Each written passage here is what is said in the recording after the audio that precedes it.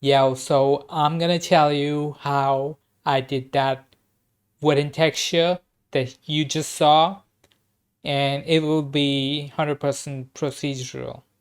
All right. So I tried to do it as easiest way as possible because if you can see tutorial on YouTube, you can find a lot of ways which look much better than probably much better than what I have done.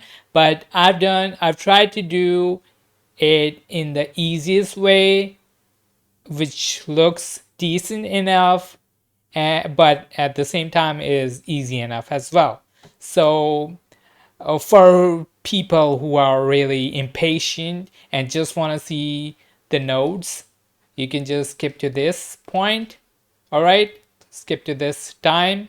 But I'm going to tell you what I'm trying to do so that you can understand it better. All right, so for wooden textures, we are going to put two kind of texture and mix them together in the simplest way possible. That's what we are trying to do. So the kind of two textures that we are trying to mix together are, first of all, what we will do is we will take some kind of noise and stretch it so that it kind of looks like that lines that you see in the wooden textures, like those lines. Well, I'll tell you, I'll show you what I mean. So for example, like if I use this kind of like cloudy noise, right? So if I try to stretch it, right? So if I try to, right? So I'm trying to stretch it. Yeah. So as you can see that it is kind of looking like that wooden texture. I mean, it is still not like the wooden textures. That's why we're mixing two textures together, but it is kind of getting to that point, right? So this is the first texture we will make in Blender.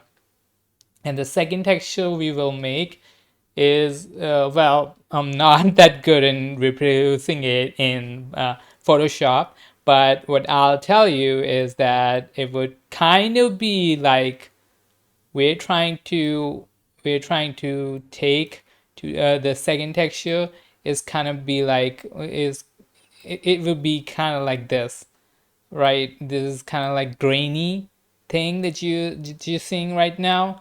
Yeah, the second texture would be kind of like that. It would be some kind of like a grainy texture that is mixing with this, the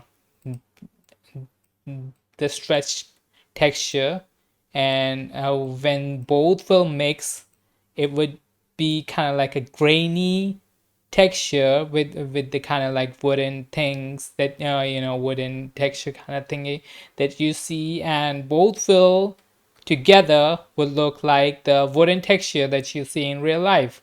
So that's basically what we are trying to do right now. It is looking very, it's not looking realistic, but that's probably what we will try to do. And obviously, on top of that, we will just color it. All right, but don't worry, we are not coloring it like, by brush or something. All right, I'm pretty sure you're not that stupid. But even if you are, no worries. Okay, so we're back to Blender, and I've already set up my scene. If you don't know how to set up your scene, you can watch my previous videos where I've shown how to set up your scene. But anyway, I've already set up my scene, and let's just try to put all the things that we need beforehand.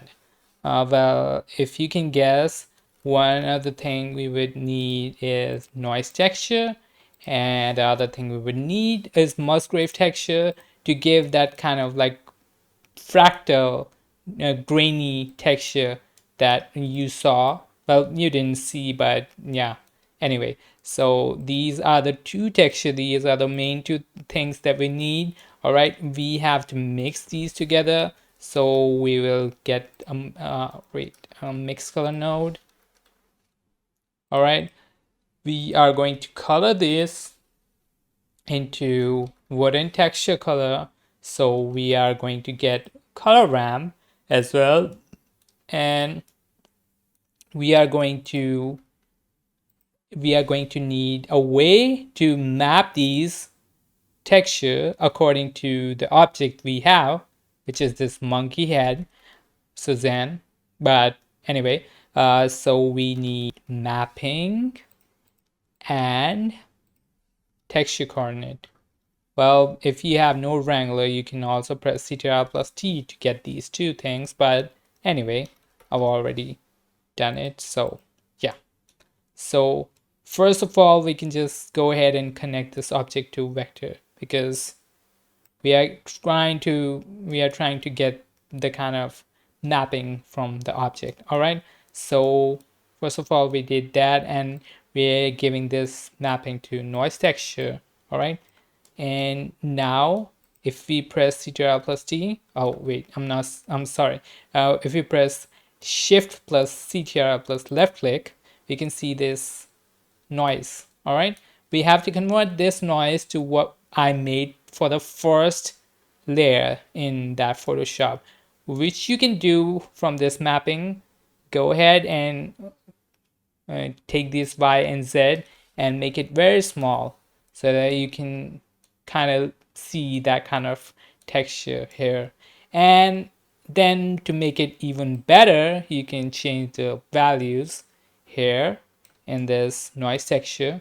Well, this is up to you, whatever you want to do to give it different kind of textures, but you can also just go ahead and copy the values I'm putting here. All right, so I guess this is looking good. And the second texture we want is Musgrave texture, which we will try to look. First of all, is looking like this, but we don't want it like this. We want it to have some kind of like grainy texture, and we want it small. So let's just put it, make the scale about this. All right, about 15, I guess. All right, and to give it more graininess, is it a word? I don't know, but to give it more graininess, we are putting it to 2, and we are trying to get that kind of graininess that we want. All right, so as you can see, we are kind of getting that graininess. Right, so I guess this would be okay. So obviously we are also telling Musgrave texture that get this kind of get the mapping from here, but indirectly we are getting it from here, but directly we're getting from here. So we'll put it like this, and now it is looking like some kind of different texture, but don't worry, we are going to mix. Now what we are going to do is mix these two textures together, right? That's what we wanted to do, right? So put this on one Musgrave texture, and the second one you can put here. All right, so now it is looking, factor would change that what you want more, this or this. So it is right now it is 50-50, but if you put it here, you get Musgrave. If you put here, you would get noise texture, but we'll just put it about here, I guess. All right, now it is looking more and more like the wooden texture, and now what we can do is give it more color, right? Or let's just first of all connect it to base color and connect this BSDF to surface so that we can see it on the surface. As you can see, it is looking good, but now we want to give it color. So we are putting this color ramp, and we are giving this dark brown kind of color, right? And on the lighter side, we will just give it some kind of like yellowish color, and then it is looking more and more like wooden texture, right? So you can give more variation to it, and you can change however you want, all right? And give it more variation, all right? So this is basically I'm sorry. This is basically how you would do the wooden texture. And if you would just go and render it, it would look like wooden texture, but you can make it a little bit better by giving it some kind of like bump, to give it more depth. So you can go ahead and click on bump and connect it to normal, and to the height you can attach noise texture to get that kind of bump from noise. All right, that stretched texture. But right now it is too much. One is too much. Even like point 0.1 is too much. Like if you want it like this is okay, but I think it will be good enough if we put 0.05. So yeah, that's how you do this kind of wooden texture. All right, change the values accordingly, according to what you want, but this is basically it. All right, so I hope you learned something from it, and I guess be sure to like, subscribe, or whatever you want to do. Give me money, I guess, make me rich. I don't know. And be sure to learn from it, I guess. I'll see you next time. Bye.